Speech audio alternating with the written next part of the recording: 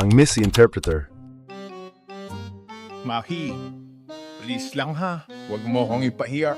$1 million din ito. Relax, boss. Ako pa. English is my second language. I can management. Oh, ayan na sila. I-welcome mo. Mr. Prince Amir, happy arrival. We're happy you left safely. What do you mean? How are you? How are you? Sino ka daw? Sabihin mo ako si Gary. I am Gary. Oh, I thought this one is Gary. I had a video chat with him. Yes, correct. Then, why are you saying you're Gary? Anyway, never mind. So, Prince Amir, kamusta ang negosyo mo sa Dubai? Boss Gary said, how is your business in Dubai? Oh, my business is doing good. I have high hopes it will flourish more. Mabait daw at mataas daw yung talon ng negosyo niya, boss. Paano mataas ang talon? Kabayo ba ang negosyo niya?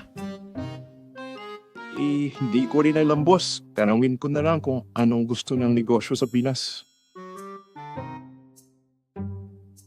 So, Prince Amir, what business do you want to invest in Philippines?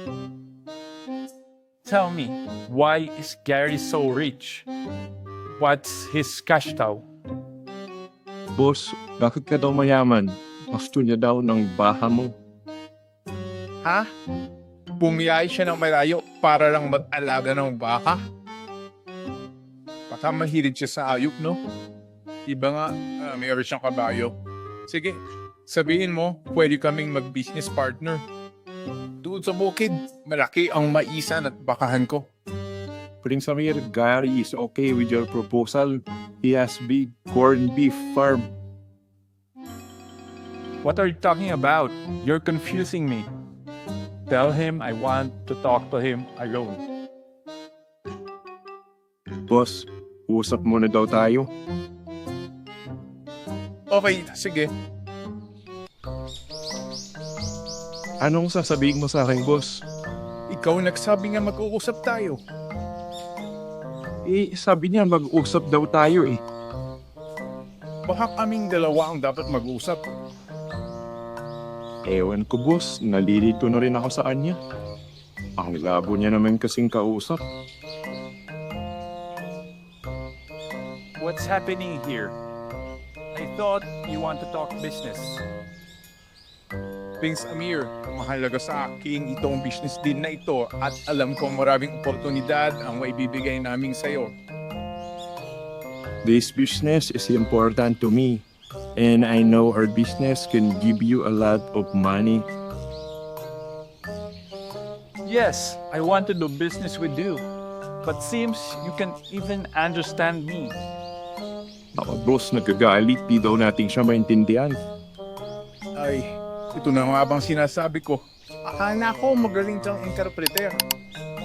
Maayos naman interpretation ko, boss. Baka siya yung di nakakaintindi ng English.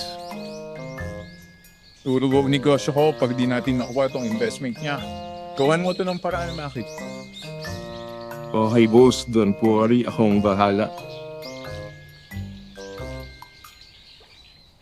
Prince Amir, how about we have lunch first?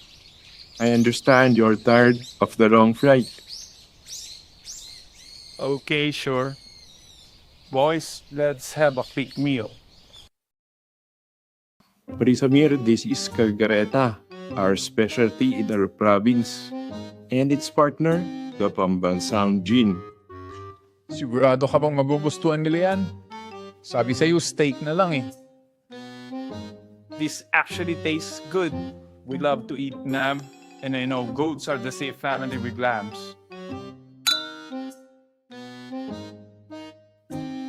Cheers sa bagong negosyo and conquering new territories. Cheers to new business and conquering terrorists. What terrorists? I am Mo Gary. Matagal na ako nagnegosyo sa Pilipinas. Naintindihan ko lahat ng sinasabi mo. At sa totoo lang, muntik na ako magalit. Ha? Marunong kang magtagalog. Pero next time, maghanap ka ng totoong interpreter. Baka hindi lang negosyo ang mawala sa'yo, pati buhay mo. Ay, muntik na tayong mamatay. Akala ko tapos na ang negosyo. Pati buhay ko. Boss, magtiwala ka lang sa akin. Everything is under control. Kung di lang mabait si Prince Amir, baka trending na tayo sa balita ngayon. Pinoy na negosyante naging biktima ng sariling interpreter. Gary, Mahi, sa totoo lang, gusto ko pa rin mag-invest. Pero may isang kondisyon. Next time ko na lang mag-translate, Gary. O kaya magdala ka ng interpreter na hindi palpak. Pwede pa rin ako, boss. Mag-aaral na ako ng English, promise. Kayo ba, may kakilala kayo humaki? Yung todo-round confidence pero sablay sa execution? I-share nyo na ito at nyo siya. Baka matuto pa. Like and subscribe. Baka next time ako na ang interpreter ng Miss Universe.